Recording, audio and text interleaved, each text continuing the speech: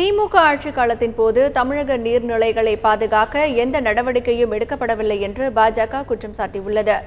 தஞ்சை தெற்கு மாவட்ட பாஜக அலுவலக கட்டிட பூமி பூஜையில் பங்கேற்ற பாஜக மாநில தலைவர் தமிழிசை பின்னர் செய்தியாளர்களை சந்தித்தார். தஞ்சை, அரவக்குறிச்சி, திருப்பரங்குன்றம் தொகுதிகளில் போட்டியிடும் பாஜக வேட்பாளர்களை கட்சி தலைமை இன்று அல்லது நாளை அறிவிக்கும் என அவர் தெரிவித்தார். 3 தொகுதிகளில் தேர்தல் நேர்மையாக நடைபெற தேர்தல் ஆணையம் நடவடிக்கை எடுக்க வேண்டும் என்றார். தமிழகத்தில் உள்ள நீர்நிலைகளை பாதுகாக்க கடந்த கால திமுக ஆட்சி காலங்களில் எந்த நடவடிக்கையும் எடுக்கப்படவில்லை என்று அவர் குற்றம் சாட்டினார்.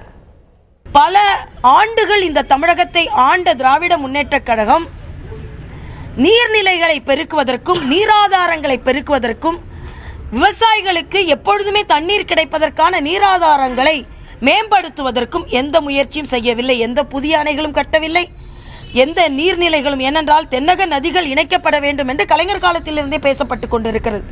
அதையும் நாங்கள் எங்கள் குற்றச்சாட்டாக வைத்திருந்தோம். கலைஞர் என்று காவிரி பிரச்சனை பற்றி பேசுகிறார். எங்களது அடுத்த குற்றச்சாட்டிற்கு அவர் பதில் சொல்லி ஆக வேண்டும், பட்டியலிட வேண்டும்.